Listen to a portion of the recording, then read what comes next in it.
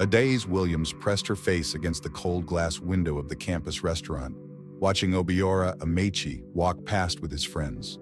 Her heart hammered as she recognized his confident stride, the same walk that had made her teenage heart skip in secondary school. 3 years. 3 years since she'd written that letter. 3 years since she'd humiliated herself believing someone like her could reach someone like him. "Table 6 needs clearing," her supervisor barked. Adaze jerked back, knocking over a tray of glasses. The crash echoed through the restaurant as every head turned. Through the window, Obiora had stopped walking. Their eyes met for one electric second before Adaze dropped to her knees, frantically gathering broken glass. "Foolish girl," the supervisor's voice carried outside. "That's coming from your salary." Blood dripped from Adaze's palm where glass had cut deep. She didn't care. All she could think about was Obiora's face, the flicker of recognition, then nothing, like she was nobody. Again. Later that evening, Adaze sat in her cramped hostel room, bandaging her hand, while her roommate Mercy chattered about her new boyfriend. "His name is Francis, and guess what? He rooms with Obiora Amaiki. Can you imagine? The Obiora Amaiki." Adaze's hand stilled. "The chief's son? Yes. Francis says we should all go out tomorrow night. You'll come, right? I have to work." "Adaze, stop! You can't hide in that restaurant forever. When last did you even go out?" "Hide." That's exactly what Adaze had been doing since she arrived at university, hiding from the truth that she, an orphan from nowhere, had dared to dream about Chief Amiki's son. "My Aunt Nazi says I should focus on my studies," Adaze muttered. "She sacrificed everything to send me here." "One night won't kill your grades. Besides," Mercy grinned, "Francis mentioned Obiora is single, very single. Apparently, he turns down every girl who approaches him." Adaze's chest tightened. In secondary school, Obiora had been kind to everyone, even scholarship students like her. She'd mistaken that kindness for something more.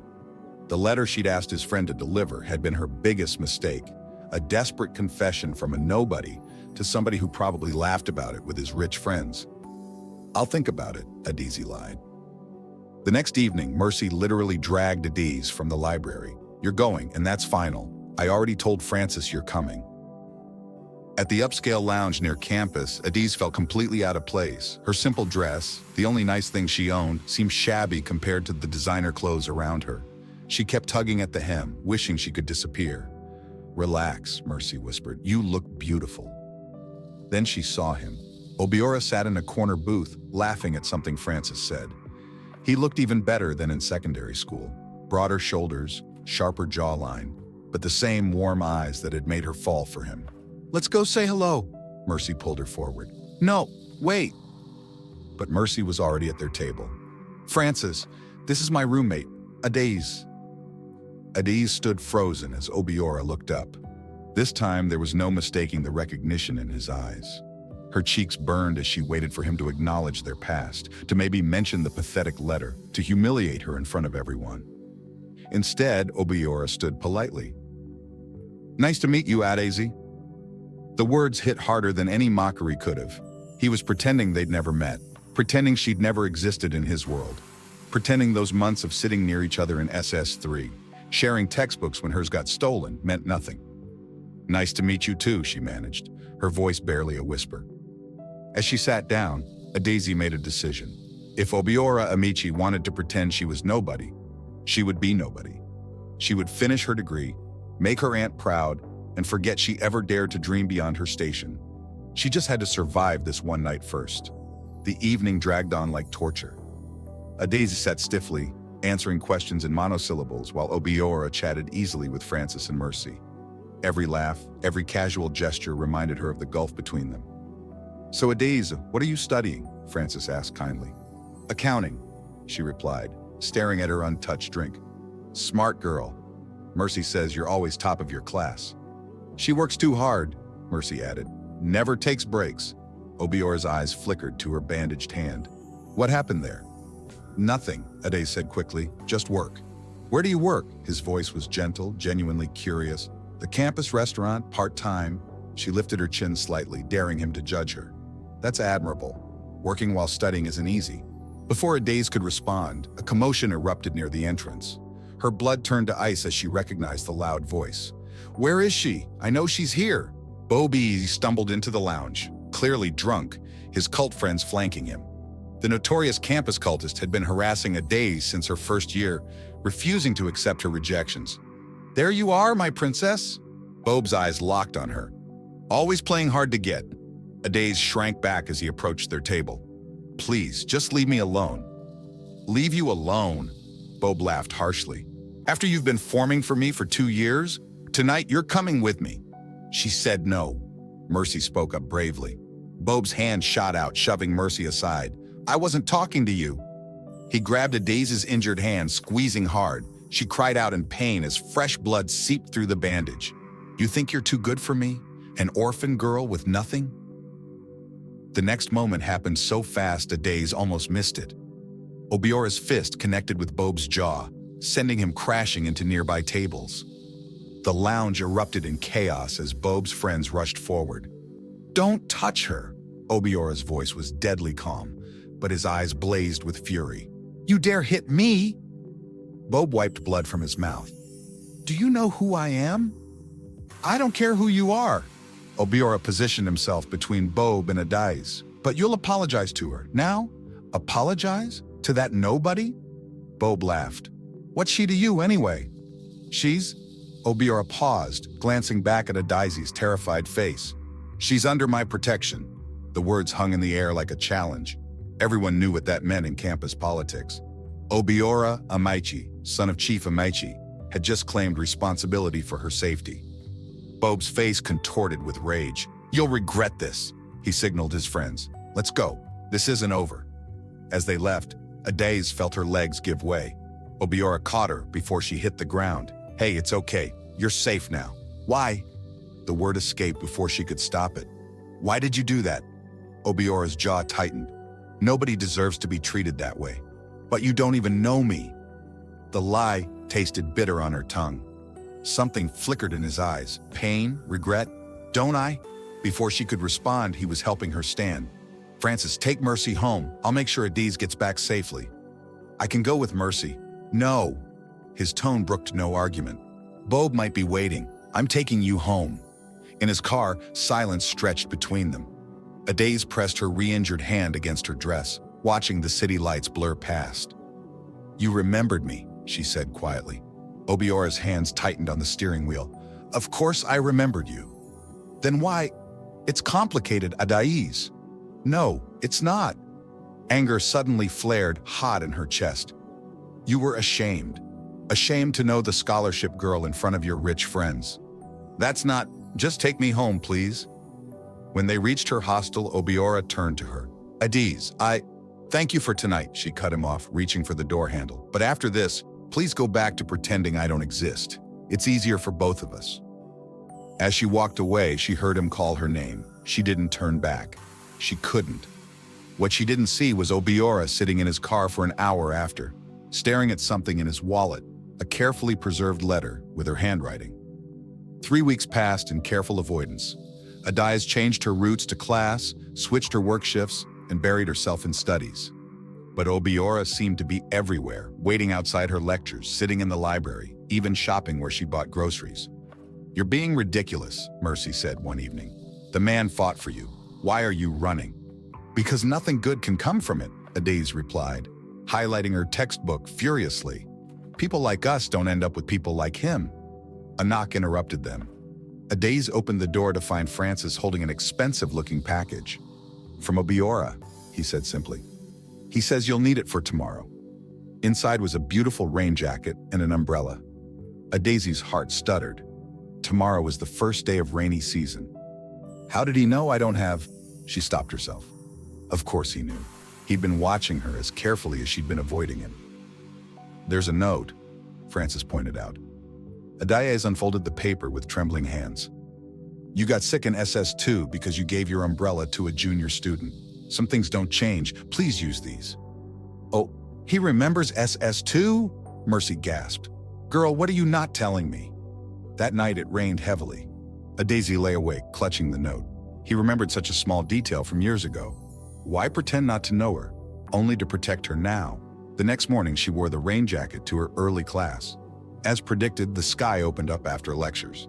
While other students huddled under buildings, Adaze walked confidently with her new umbrella.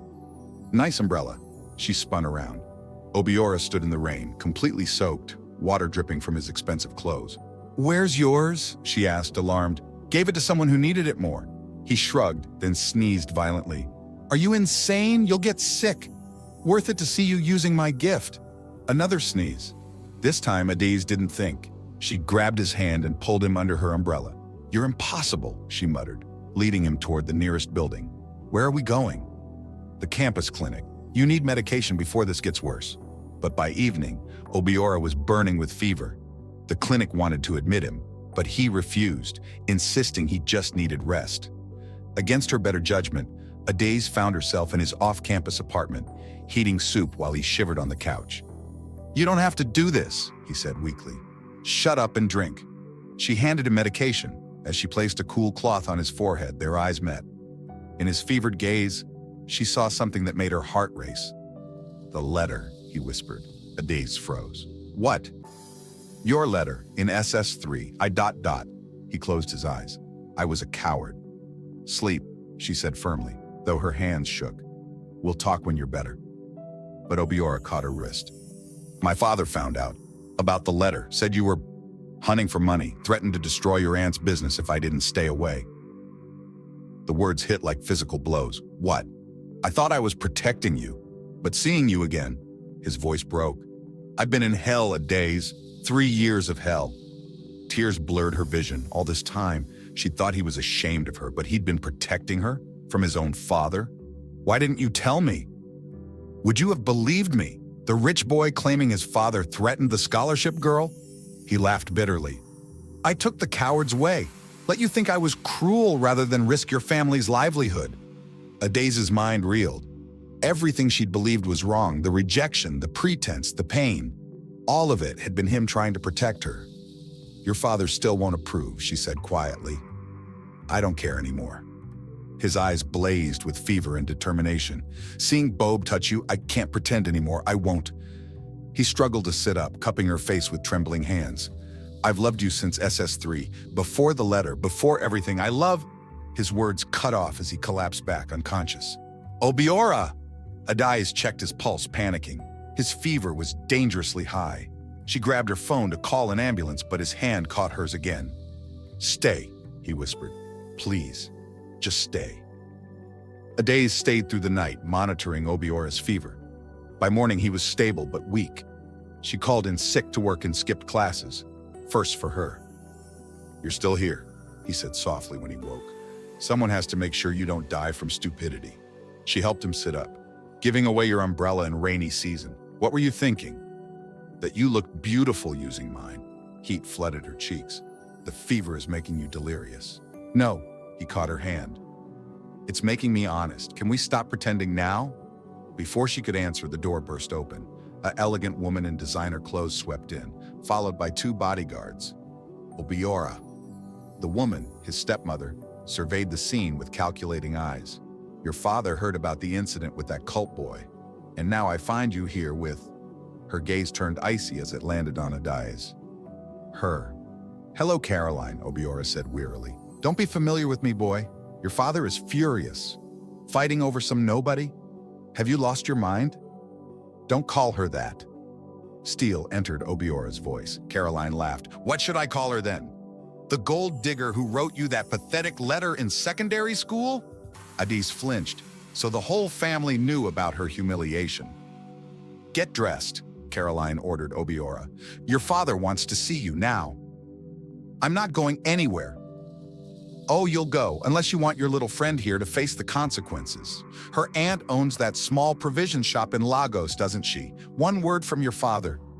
"You wouldn't dare." "Try me." Caroline smiled coldly. "The car is waiting. You have 5 minutes." After she left, Obiora turned to Adaze. "I'm sorry, I have to go." "I know." She helped him stand. "It's okay." "No, it's not." He pulled her close. "But I'll fix this, I promise." "Don't make promises you can't keep." "Have dinner with me on Saturday. Please, just us. No families, no threats, no pretending." Against every logical thought, Adaze nodded. Saturday arrived too quickly. Adiz changed outfits 3 times before settling on her best dress, a simple blue one Mercy had lent her. "You look perfect," Mercy assured her. "Now go get your man." But at the restaurant, it wasn't Obiora waiting for her. Elder John and his wife, Mama Grace, sat at the reserved table. "Adiz?" Mama Grace stood, smiling warmly. "We've heard so much about you." Confused, Adiz sat down. "Where's Obiora?" Elder John's face grew serious. "His father locked him in the family compound, but he sent us to meet you instead." "I don't understand." "We raised that boy after his mother died," Mama Grace explained. "The chief tossed him aside, sent him to boarding school, only remembered him when he needed an heir. We're the ones who loved him through his darkest times." "He talks about you constantly," Elder John added. "The girl who saw him as human, not just the chief's son. The girl whose kindness in SS3 kept him sane during his mother's death anniversary." Adiz's eyes widened. "His mother died during SS3? The very week you gave him that letter. He's kept it in his wallet ever since. But his father is a bitter man who mistakes control for love." Mama Grace reached for Adiz's hands. "But we see what Obiora sees. An intelligent, kind young woman who loves him for himself." "I'm nobody special," Adiz whispered. "You're special to him. That makes you special to us." Elder John smiled. "He wanted us to tell you something." Mama Grace pulled out her phone, playing a voice message. "Adiz, I'm sorry I can't be there. My father thinks he can control me by locking me up, but he's wrong. I meant what I said when I was sick. I love you. I've loved you since you shared your lunch with me the day after my mother's funeral, when I couldn't eat anything else. Since you defended me to teachers when I acted out in grief. Since you wrote that letter that saved me from drowning in darkness. I'm getting out of here, and when I do, I'm going to love you openly, proudly, completely. If you'll let me. Wait for me, please." Tears streamed down Adiz's face. All those moments she'd thought meant nothing had meant everything. Her phone buzzed. A text from an unknown number. "He escaped. He's coming for you. Be ready. Chief Amechi." The text from Chief Amechi felt like a threat, but Adiz didn't care. She waited outside the restaurant with Elder John and Mama Grace, her heart pounding with each passing car. Then she saw him. Obiora jumped off a commercial motorcycle, still in the traditional clothes his father had forced him to wear for some family ceremony. He looked exhausted but determined. "Adiz!" He ran to her, lifting her off her feet in a fierce embrace. "You waited." "Of course I waited," she whispered against his shoulder. "We should go," Elder John warned. "Your father's people will be looking for you." "Let them look." Obiora set Adiz down but kept her hand in his. "I'm done hiding." They drove to Elder John's modest home, where Obiora finally relaxed. As Mama Grace fussed over him with food, he never let go of Adiz's hand. "I need to tell you everything," he said. "About my mother, about why I know," Adiz interrupted. "They told me. I'm so sorry I never knew about your loss. You helped me through it without knowing. That's what made it special." He squeezed her hand. "Your letter came the day I was planning to drop out and disappear. It saved me.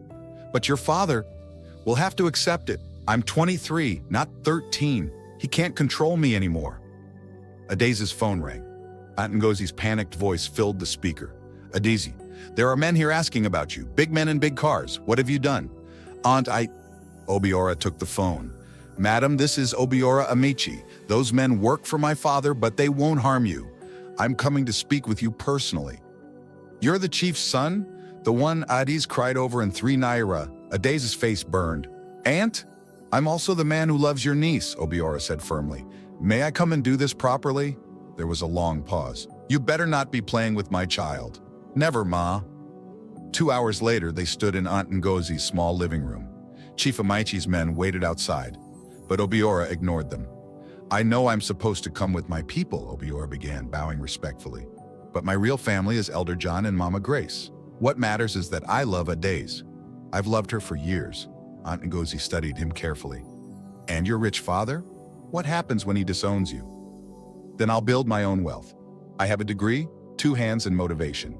He glanced at Adiz. "I'd rather have love than inheritance." Aunt Ngozi turned to Adiz. "Is this what you want?" "Yes, Aunt, with all my heart." "Then you have my blessing, but," she pointed at Obiora, "you hurt her, and chief or no chief, I'll deal with you myself." As they celebrated with palm wine, Chief Amechi himself arrived. The room fell silent as the imposing man entered. "So," he said, eyeing a Daisy, "you're the girl causing all this chaos." "Father," Obiora started. "Quiet." Chief Amici studied a Daisy. "You wrote my son a letter in 3 shillings?" "Yes, sir," Adaze answered, lifting her chin. "And you work while studying?" "Yes, sir." "First in your department?" "Second, sir, but I'm working on that." To everyone's shock, Chief Amici smiled. "Good, my son needs someone with ambition, not these lazy society girls Caroline keeps pushing on him." "Father?" "I came to stop you," Chief admitted. "But my own father called, reminded me how I fought to marry your mother against family wishes, said I'd become the very tyrant I once rebelled against." He turned to Aunt Nyodzi. "Your niece has my approval, but she better graduate with first class. We have standards in this family." As quickly as he came, Chief Amici left, his convoy disappearing into the night. "Did that just happen?" Adaze breathed. "I think my grandfather threatened him," Obiora laughed. "He's the only person my father fears." Later, on Aunt Nosie's veranda, Obiora pulled out his wallet. Inside was her letter, worn from years of handling. "I want to answer this properly," he said. "Adaze Williams, you asked to be friends, but I want more. I want to love you openly, proudly, completely. Will you let me?" "Yes," she whispered, tears falling freely. "Yes, Obiora, always yes." As he kissed her under the Lagos stars, Adaze realized that sometimes dreams do come true. Sometimes love letters find their way home. Sometimes nobody becomes somebody's everything, and sometimes that's more than enough.